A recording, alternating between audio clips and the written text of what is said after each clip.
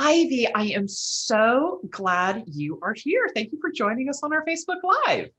Brooke, thanks for the invite. I was so thrilled to be able to join you here today and more than see you and chat with you again, because every time we have a conversation, it's fabulous. Oh, we do. We have so much fun, which is part of the reason why I really wanted to have you on here.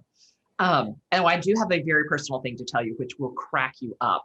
But before I do that, I want to tell everybody who you are and what you do.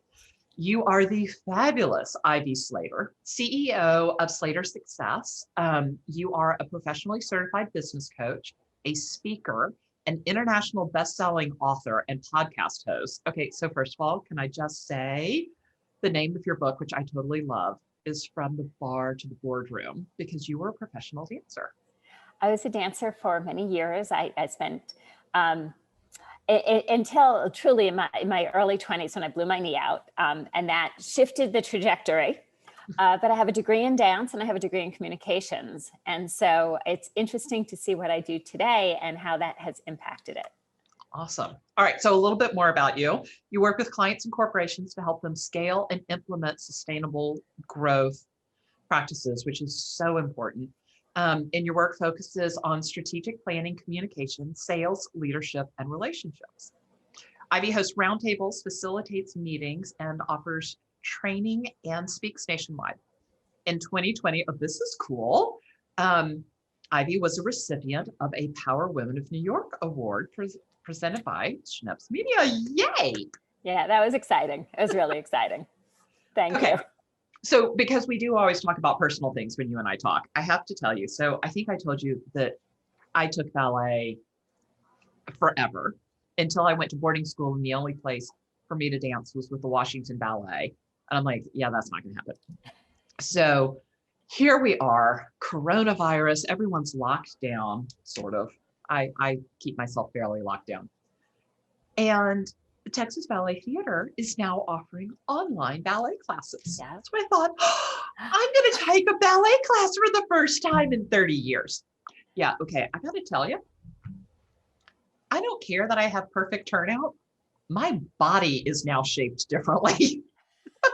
And I'm like, okay, that fifth position does not look as tight as it should. It's an amazing thing, because even so, I've been doing some bar classes and a program that incorporates a bunch of dance and a bunch of bar and stuff, and so curtsy squats, right? Yeah. And they're like, oh, make sure your knees over your toes. Like, I know my knees has to be over my toes, and then I looked down. I was like, guys, you know where you're supposed to be. Go there. Why aren't you doing that? It's like, we know these positions. We've slept through these positions. I'm the person who will do like tendus as she's doing the dishes, and stuff like that. And just like by habit, by my life. And, and then it's all of a sudden, it's like, body, you're supposed to be doing what you were able to do 20 years ago naturally. Exactly. There shouldn't be any effort on this. Yeah, things taking a lot more effort. Well, and I think that's actually a good segue into 2020. This is a year that has taken a lot of effort for people. It's kept people, going back to that dance reference, it's kept us on our toes. Yes. New information coming in, they talk about pivoting. I think about like, oh, we're going to turn stage right now, and we're going to address this. Oh, we're going to come center stage right now, and we're going to address this issue. Oh, look, let's look at the audience on stage left right now, and we're going to address this issue. Isn't this interesting? Versus this whole concept of, oh my God, I have to pivot my business, or, as opposed to the heavy weighted things that it's so easy to fall into this year. I've kind of adapted to this mindset mentality of like, oh, let's just look at it there. We're going to have a change of scenery now. Great. Political things are shifting. Okay, we have a new set coming in today. Let's go. I am so impressed by that. And keeping on the dance theme, which is so easy with you. One of the things that has always amazed me is when you go to a ballet, it all looks effortless and graceful, and they're flying through the air and they're doing these things. But behind the scenes, it is hard work to do that. And they work hard to make it look effortless. And I think that for a lot of business owners this year, it has been that. Or another analogy is the duck gliding, or the swan gliding nicely across the water, paddling furiously. So I love that you're talking about letting these things come through gracefully and not being so, I don't know, kind of head on aggressive about dealing with it. I will say, being a business owner for over 25 years, okay, I'm not going to say I've ever led through a global pandemic before, because I have not, thankfully. I don't think anyone has in about 100 years, but okay. Okay. And I've led through other unexpected or crisis situations. And actually my third book is going to be focused on this. That's going to be coming out the end of next year, that we're doing interviews on right now. But in this way of, how do you look at, we have a crisis situation. You could crumble, you could bury your head in the sand. I've said to many people this year, I was like, this is not the time for the ostrich effect. Do not put your head down with your butt in the air saying, wake me when this is over. That is not going to fly. That is not going to work, is it? How do you gracefully be that swan? How do you gracefully show up for every performance, that they don't see the sweat that you've put in that studio, and you're ready to show up? And I'll always say, it's finding the choices we have. If we could choose to look at everything as difficult, hard, challenging, obstacles, that, oh my God mentality. Okay. Or we could say 7 principles of, traits of great leaders. Trait number 7, what can I do attitude? What can I do attitude? What can you do? And we show up. This is the situation we know right now. We don't have all the information. This has been the evolution of 2020. We don't have all the information. We don't know what coronavirus looks like. We don't know what COVID-19 looks like. We don't know, right? Is it a cold? Is it a flu? Is it a this? Is it a that? Right? What does the vaccines look like coming through? How is it going to be weighed out? How many pharmaceutical companies? We have 2 right now. Are there eligible? Are there going to be more? How is this going to be affected, right? We don't have all the answers. But if we show up every day with, what can I do with the information I know, and then follow through and can take that action, we will move forward. And you'll move forward with a hell of a lot less stress. Yeah. Yes. Less stress. I think stress gets us sick, and we're trying to stay healthy. So look at this conundrum, right? Okay, this, and I never actually thought about this. This is why Brooke and I talk, ladies and gentlemen, who's ever weighing in, because every time we have a conversation, whether it be live on Facebook or whether it just be in a cup of coffee in the morning before either of us have makeup on, right? Every time we talk, we both are like, yes. Like there's a breakthrough. There's exactly. some kind of, like, we draw some conclusion, we make some connection that changes. Okay, so what's the connection you just made before we forget it? Well, hello. Here's the deal. We're sheltering in place. We're being as safe as possible. We're wearing masks, sometimes more than one, with filters, with this, that, the other thing, right? We're doing all these things. We're carrying hand sanitizer, right? We're sanitizing after we touch, I touch my head, I'll sanitize my hands, whatever it is. Got it? Yep. We're doing all these things to stay safe and be healthy. Yet we're piling on the stress that makes us sick. So how do we look at the whole idea of being healthy and staying safe as a full business mode, a full life mode? And have that one approach of saying, okay, what I learned in 2020 is I'm going to be committed to being healthy and safe. How do I commit to being healthy and safe through 2021 with my business plan, with my strategies behind that, with my lifestyle? Yeah. Overall, because if we're weighing us down on the worry of stress, we might as well just go, get exposed X, Y, and Z, which is silly. Go ride around in an airplane. Actually, they say that's safe.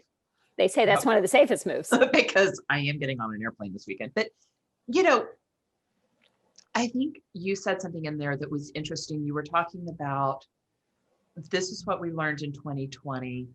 How do we plan for 2021? And I think that a lot of people are going, why in the world would I plan for 21? Because I planned for 20 and it was a shitstorm disaster. Like nothing we thought was going to happen happened, right? And we believe in profit planning. Most people call it budgets. You know, I don't like the word I hate budget. budgets. I think that is the epitome of a 4-letter word. That's not 4 letters. It really is. And here's my thing. A budget is limiting, and entrepreneurs are all about the possibility, not the prohibition. Yeah. So like, let's create something that is all about what we get to do. So, expansion. Why do we want to? Entrepreneurs are all about creating possibility, creating expansion, creating abundance, building big, doing things that have not been done before, or doing things with a unique spin on it, or meeting the market where there's a void in something, or there's an abundance of something, so there's room for more. Yet then you use this word budget that strips things away. Right. It's counterintuitive. It is. And the thing is pulling coronavirus into this and pulling in what you just said, you can't create any of that from a place of fear. No. And it's so easy to get sucked into the fear. So let's address I planned for 2020.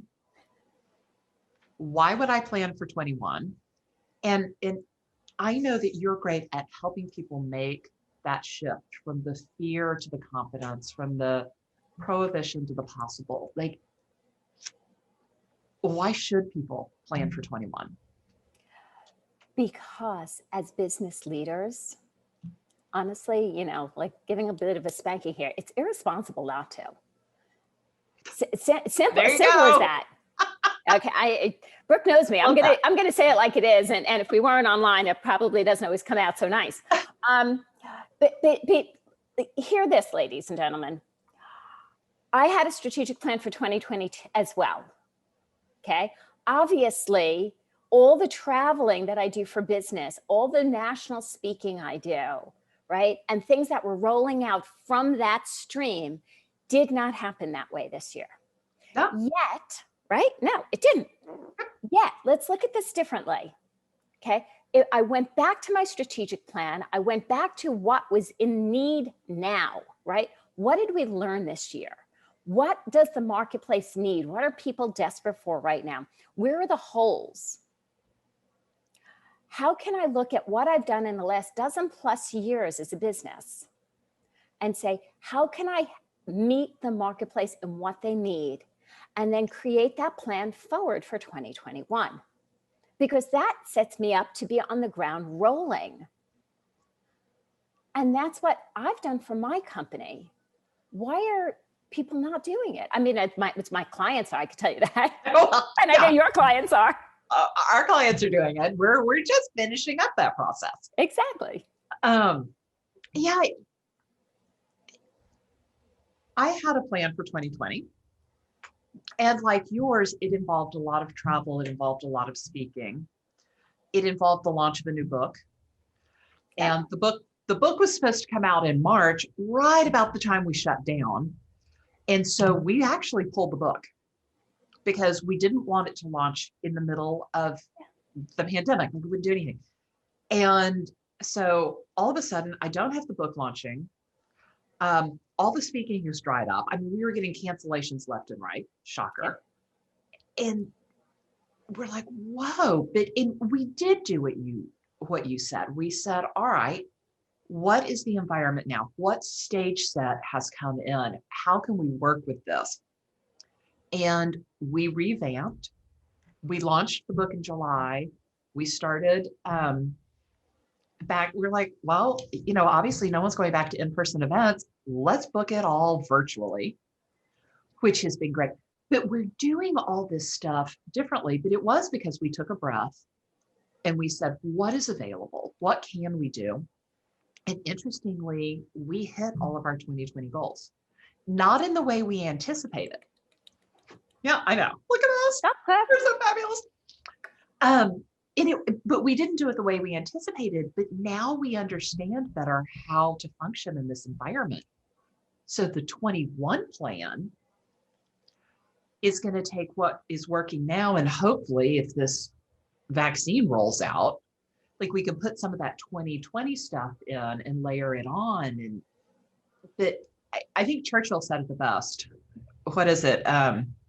Failing to plan is planning to fail. To fail. Yep. And there's another quote, and I'll never get it right, and but I'll give you the gist of it. Okay. Yeah. We have a choice, and going back to that conversation about choices, we can see in every possibility we can find the obstacles, or in every challenge or obstacle we can find the possibility. Oh, it's a beautifully said quote, and you guys can Google it. It's in a presentation I'm giving tomorrow, and something I gave last week. Yes, because we are speaking virtually, right? I had 2 virtual speaking engagements last week. I'm speaking for another major association tomorrow. Things evolved. Yeah.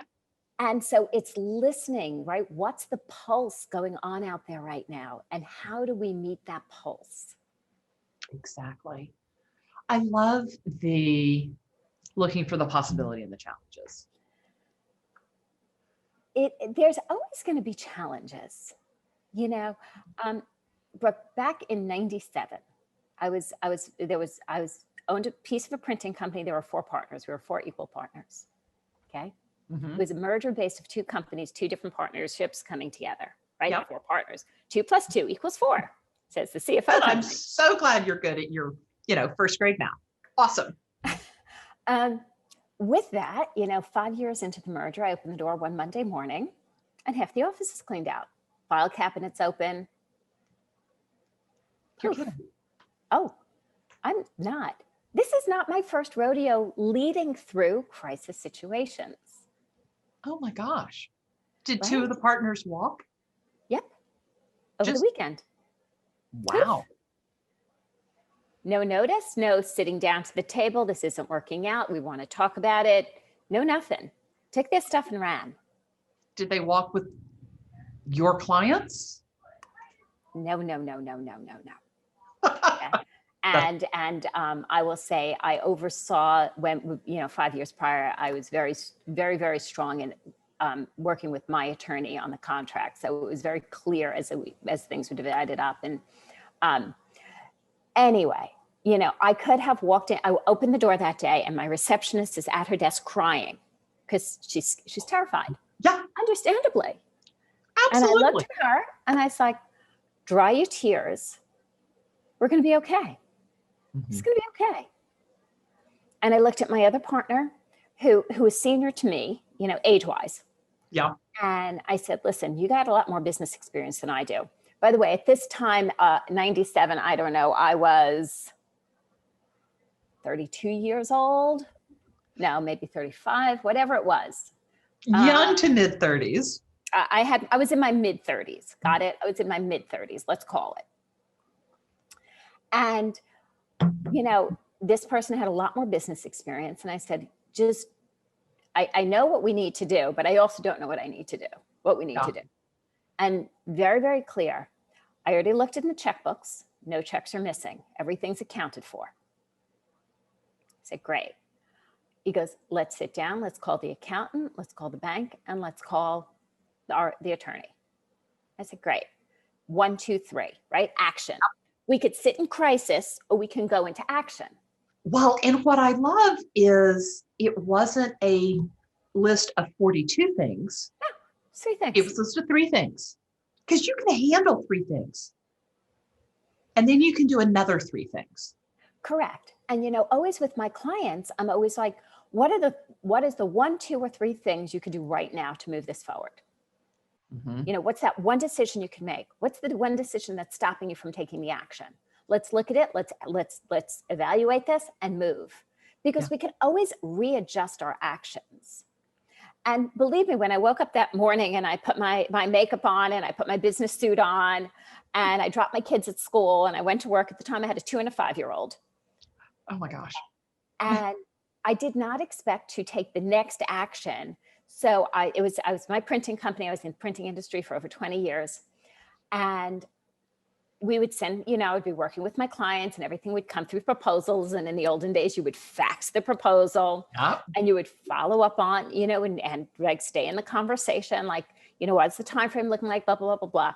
Anyway, that morning by 10:30, 3 clients called to schedule a messenger to pick up the artwork. So 3 new jobs came in. Wow. Threes. Isn't that interesting, Okay. right? 3 calls we made. 3 new jobs came in. And my husband used to go to work about 5:30 in the morning at the time.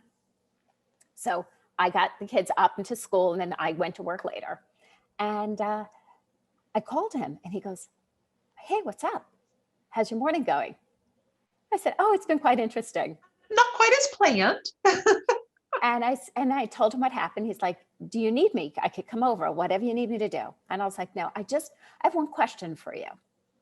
And he's like, "Right? Keep it simple. We're breaking things down to simple actions you can take in any crisis situation, how to stay resilient." Right. And he goes, "What's the question?" I said, 3 new jobs came in. The first one will be complete within 7 business days, if not sooner. I want them to all bill under the brand new business that I've just started about a minute ago. That's going to be all on my own. It's very original. It's called Slater Graphics. Slater, Ivy Slater. Hi, it's very easy. Let's straightforward. Let's make it simple, right? Keep it simple. We're going to call it Slater Graphics. We're a printer. And, which out of this or this attorney that we've both worked with in the past, who do you think can get me incorporated, that I can get a bank account open and get legal within 5 days? So when I invoice this, it goes under my new company. And he goes, "Oh, that's a good question." He goes, this or that attorney. He goes, "Call this one. They're really fast." He goes, "I'll take your call immediately and it'll get done." I was like, "Great, honey. Love you. Bye. I got to go." Bye. Because I have to get this done before I have to pick our children up. And it was just really, right? So we don't need a global pandemic. There's various crisis situations or unexpected times from your biggest client. I remember losing a client that was a significant annual client that went bad, right? A job went bad and we were taken off the vendor list and it made an impact, right? Various things that I told you about my big client, right? I had a client that was 94.3% of my business. Ouch. Okay. So just in general, don't ever put that many eggs in one basket. We are looking for no client to be more than 20%. But I chose not to renew the contract. And I had 6 months to prepare, but that was scary. And let me tell you, when I made that decision, because that was such a tough decision for me to make, I did manage to blow up a whole bunch of other client relationships. So the day I said, I'm not renewing, I had 2 full-time employees, 2 part-time employees. And are you ready for this? $18,000 a year of revenue. Ouch. But I did what you did. Like, what are the steps? What do I need to do? I need to get my line of credit increased. I need to arrange for more credit. Did that. Okay, what's next? What's the marketing? And it's just that, what's the one thing that's going to move this forward the most? We all have choices. And it's also how we show up. So, are we showing up at 100%? If we're reacting to the stress, if we're reeling from feeling we're out of control, your choice is to take control back, release the stress. If you're taking ballet classes, if we're doing karate, it doesn't matter, right? It doesn't matter what we're doing, right? If we're on our Pelotons, if we're on our this, if we're that, it doesn't matter, right? If we just take a walk outside to clear our head, walking is great because it moves our body and it clears our headspace, right? Do whatever you need to do. If you add in a little bit of meditation, whatever it is that keeps you grounded, so you can execute decision making and release the stress and keep you in action and have something, the greatest success is a result of consistency in actions. Yeah. Doesn't mean that I didn't say right actions. No. Because we're going to make some wrong decisions. Or we could rephrase that for decisions that could have been better. But the key is to course correct it. Well, the key is to make that decision, whether it was so first of all, I truly believe that we make the best decision we can make at any time. Hindsight, you always have more information you didn't have at the time. So I never blame anybody for the decisions they make. Were they the best? Possibly not. But here's the thing. It goes back to that story of the basketball team. You've got one team playing in the game and they sink 100% of their shots. And you've got another team that sinks 50% of their shots. So team one waits until it is perfect and everything is lined up and they take the shot and they make it. The other team shoots constantly. I mean, if they think there's an outside chance they're going to take that shot, well, it's the team that takes all the shots that ultimately will win the game. Right. And it's the same thing in our business. The inaction is a problem. Make the decision. You can course correct. You're going to make another decision tomorrow. You're going to make another decision in 5 minutes. Exactly. Just make the decision and keep moving. I do want to go back to something you were talking about earlier because it made me think about Mel Robbins. Do you know Mel Robbins? Sure. Okay. She has what she calls the $1 Million Morning. Yep. And when you were talking about being overwhelmed and all the decisions, one of the things that she says to do is to get out a piece of paper and write down everything, just like brain dump. And then find the one thing. I did it this morning, first thing. Yeah. And then what is that one thing that's going to move you forward? What's that one decision? And to do that first before you do anything else in your day. And I think that when you were talking about clearing your head, that brain dump clears your head. It does. And that's huge. And you know what I talk with my clients about is when you have your to-do list, okay? Different from the morning, like things that you wake up, your head is already spinning. But when you have your business to-do list, right? Circle the first 3 things that's going to move your business forward. Yeah. It's, Brian Tracy book, Eat the Frog, right? Yep. If you're good at social studies and not good at math as a kid, or if you're guiding your kids and they're good in social studies and not good in math, which homework do you do first? Math. Get it done. So those 3 things. So you're waiting to do those business follow-ups. Let me just get this paperwork done and then I'm going to do that follow-up. Okay. Oh, I know I need to be really looking at my annual numbers and reviewing my overhead at the end of every year and making strategic decisions. I'm going to do that. Let me just do this first and then I'm going to do that. No. We all do it. I do it. So my fabulous assistant came into my office last week and she's like, "You're supposed to be doing the final edit of your book." I'm like, yeah. But look how clean my desk is. She sent me home. She's like, "Go home. You edit better at home. Get out of the office." Right. Be smart. But yeah, I mean, it's so easy to do that. Mm-hmm. It's so easy to get distracted. And you're right. You've got to eat the frog. Do the thing you don't like first, because then everything else is more fun. Exactly. And you don't dread it all day. That is, yeah.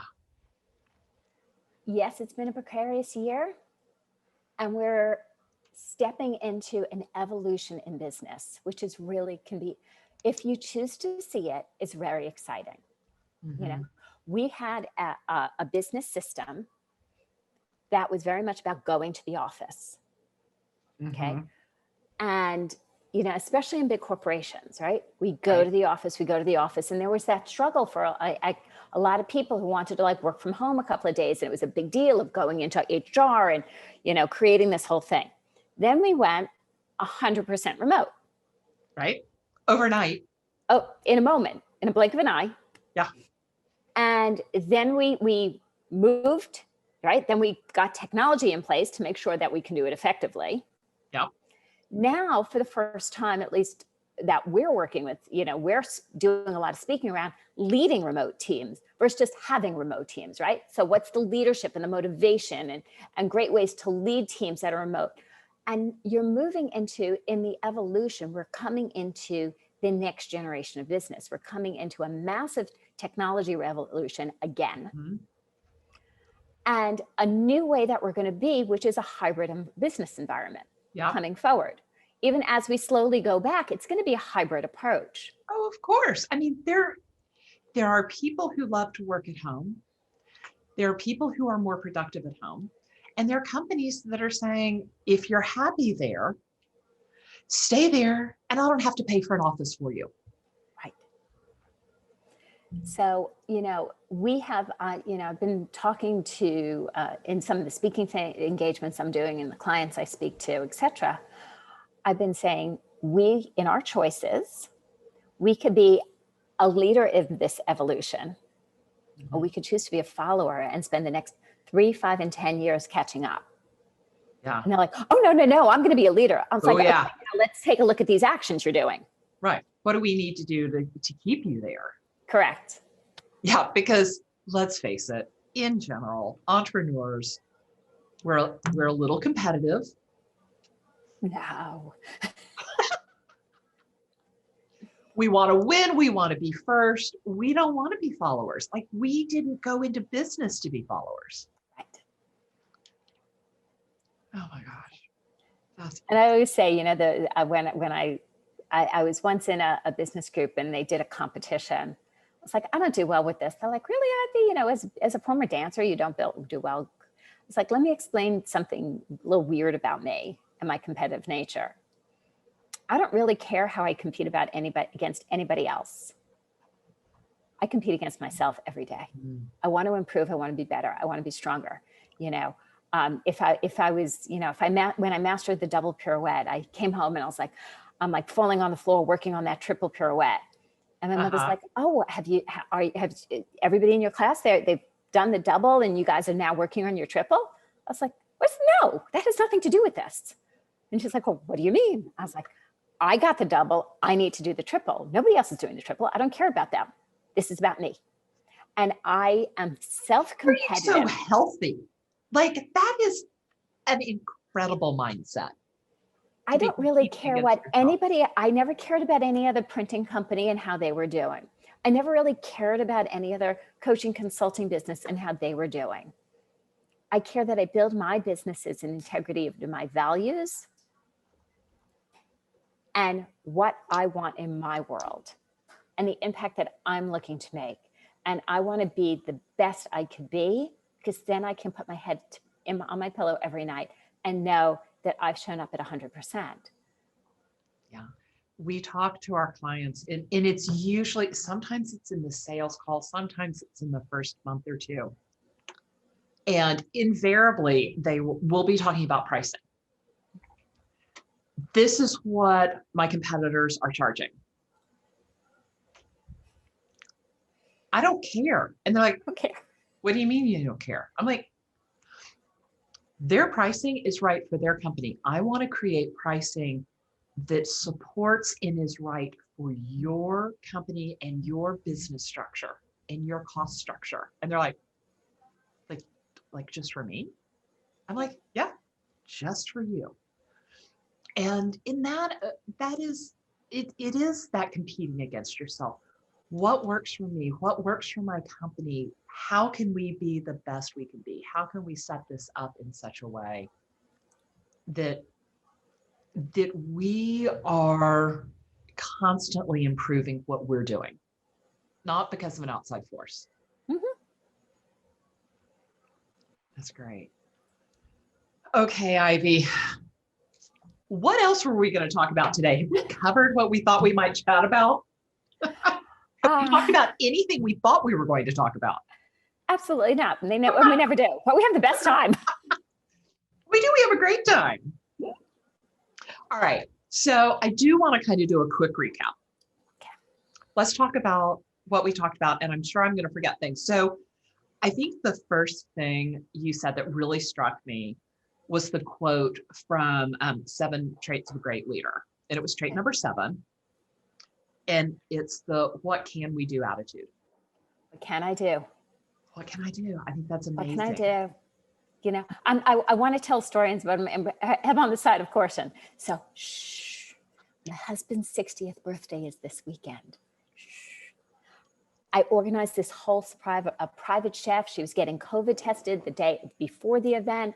She was going to be fully masked, this, that, and the other thing, cook in a separate area, right? Everything. So she can make dinner and not me make dinner for her birthday. Yeah. She canceled yesterday. Okay. So this was 3 days before. And, you know, I have.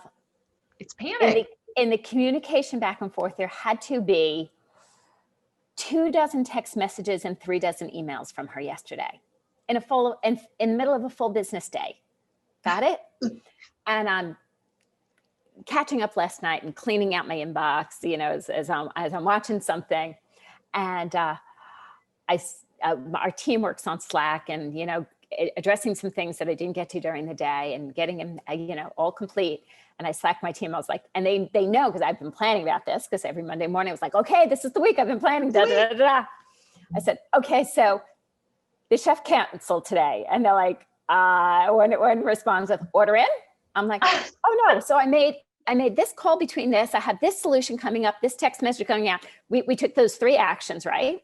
Mm-hmm. And it's resolved.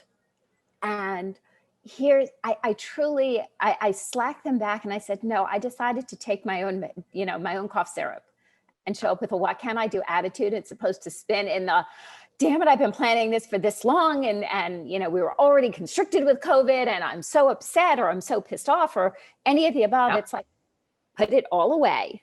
What can I do? What can I do? And it's going to be great. It might not be what we thought it was going to be, and it will be great. Absolutely.